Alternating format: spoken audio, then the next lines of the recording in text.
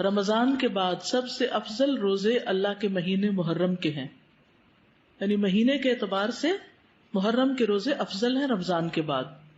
ویسے تو ذوالحج کے پہلے عشرے میں تو سارے اعمال افضل ہیں، لیکن وہ صرف پہلے 10 دن کی بات ہے، اور یہاں کیا ہے، پورے مہینے کی بات ہو رہی ہے۔ لیکن یہ بات ثابت ہے کہ نبی صلی اللہ علیہ وسلم نے اس پورے مہینے کے روزے نہیں رکھے، یعنی کمپلیٹ نہیں کیا محرم کو۔ اس سے اس مہینے کے روزوں کی ترغیب تو ملتی ہے، لیکن پورے مہینے کے روزوں کی پابندی نہیں، خصوصاً عاشورہ کا روزہ، 10ویں تاریخ کا روزہ۔ جب آپ سے اس دن کے روزے کے بارے میں پوچھا گیا تو آپ نے فرمایا یہ روزہ گزرے ہوئے 1 سال کے گناہوں کا کفارہ بن جاتا ہے، یعنی پچھلے محرم سے لے کے اب تک کے جو گناہ ہوں گے وہ انشاءاللہ معاف ہوں گے، صغیرہ گناہوں کی طرف اشارہ ہے۔ اللہ کے رسول صلی اللہ علیہ وسلم نے اس کے بارے میں فرمایا یقیناً عاشورہ اللہ کے دنوں میں سے ایک دن ہے، یعنی خاص دنوں میں سے ہے،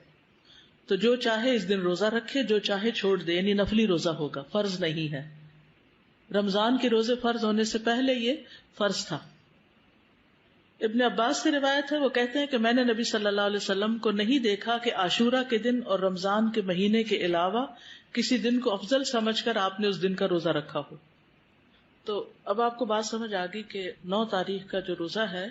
وہ نہ رکھا تو پھر اجر سے محرومی ہو سکتی، تو احتیاط کا تقاضا یہی ہے کہ 9 کا رکھا جائے ساتھ۔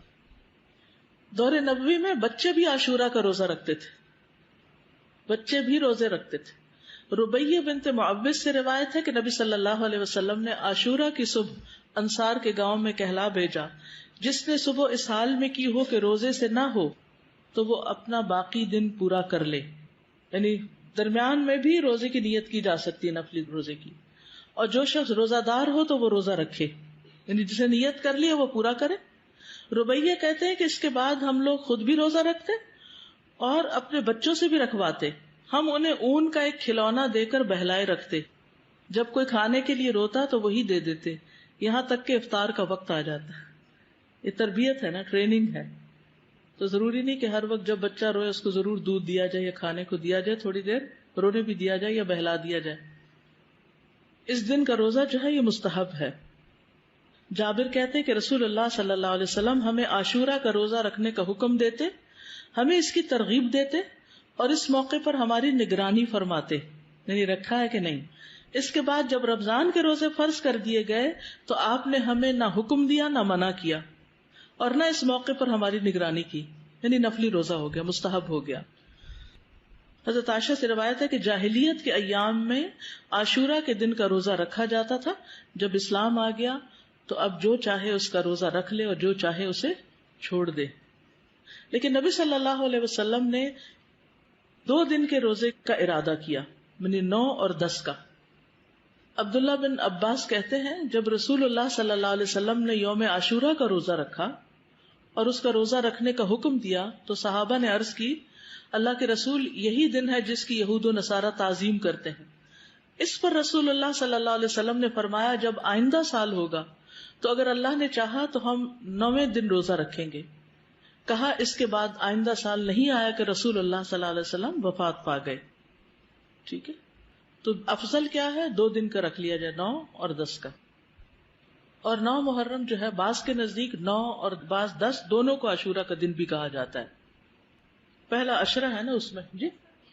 نہیں، 11 والی روایت ضعیف ہے، یعنی بعض کہتے ہیں 10 اور 11 بھی رکھ سکتے ہیں، لیکن یہ کہ 11 تاریخ کے روزے کی روایت ضعیف ہے، اصل میں 9 اور 10 ہی ہے۔